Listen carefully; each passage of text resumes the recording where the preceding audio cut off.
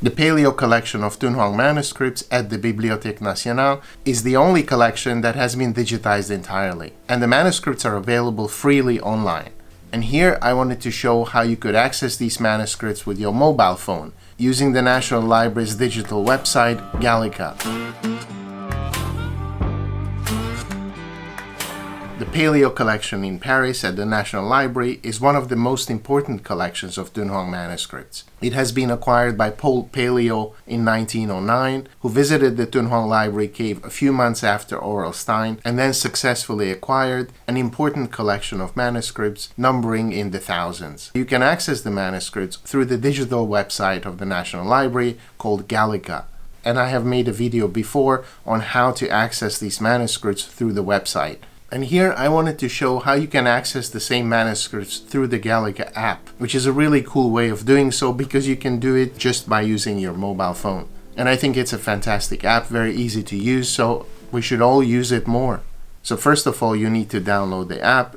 And so you go to the Apple Store or Google Play and you type in Gallica and search for it. And then you find the app right here. And then you download it. I don't have to download it because I already have it, so I can open it directly. But once you've installed the app, you're going to have an icon and you can just click on the icon and that starts up the app. And it's a really simple interface. You can see that you have a search bar and you can type in the press mark, and so you can go Pelliot Chinois something like 2307, for example. You click on it and it finds you the images associated with that manuscript, which in this case would be two items. One is the digitized version of the manuscript on the top, and the other one would be an image of a microfilm done before. So let's click on the color image, which is the more recently digitized version. And here you can see the scroll in a rolled up form, and you can simply swipe to the left.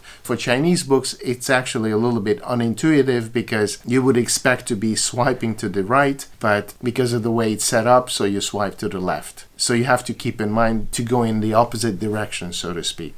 And so here you have the manuscript open. You can click on a center and then you can enlarge the manuscript and see it at a reasonable resolution. I think it's really good, very clearly visible. It's beautifully done.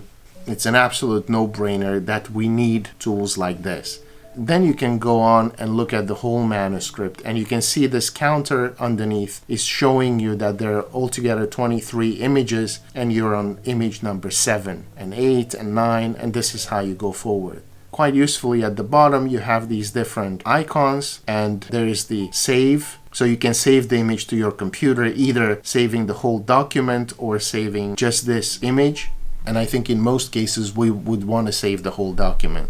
Just as importantly, you have this I for information, so that gives you information about this manuscript. Basically, this is the entry in the corresponding volume of the catalogue of these manuscripts, and you get immediate access to it. So it's very useful. You can see that this is a manuscript translated by Shikshananda, and this is part of the Huayanjing, the Avatamsaka Sutra. So it's really amazing that you can have very quick access to such good quality reproductions of the manuscripts. You can also search for Tibetan manuscripts, for example, but you have to type in the whole press mark, and obviously in French you have an accent on the E, Tibetan, and then you put in the press mark and you search, and then you find the manuscript you're looking for, which in this case is a tiny fragment, but if this is what you're looking for, you found it.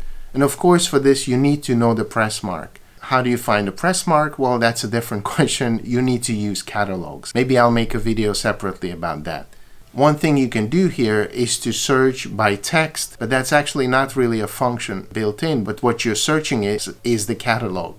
So if the title of the text appears in the catalog, then you can find it. If it doesn't appear in the catalog, you will not find it this way. But let's try to do that. For example, I started typing in Lianhua, so Lotus for the Lotus Sutra, and if you search for that, you do not find it. And the reason is because I searched in Jianqi, it's in simplified characters, and the catalog is in traditional characters. So you have to bear in mind that you have to use traditional characters to find anything.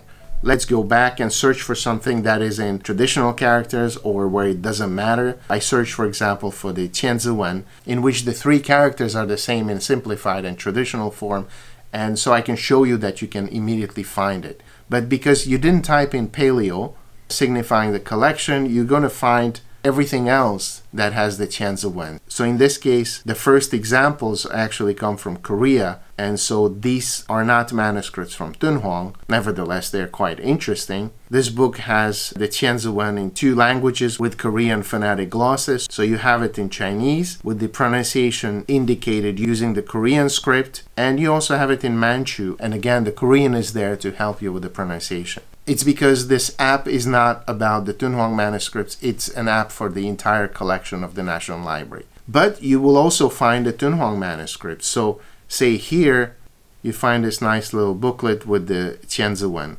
It's really quite interesting, and you get a wonderful resolution. The manuscript is actually quite large, and you can see quite a lot of details. So you don't have to wait until you get back to your study or your office to look at these manuscripts, but you can do that also while sitting on a bus or sitting in a cafe, or even while you're at the lecture and you want to check something real quick and you don't have your computer with you.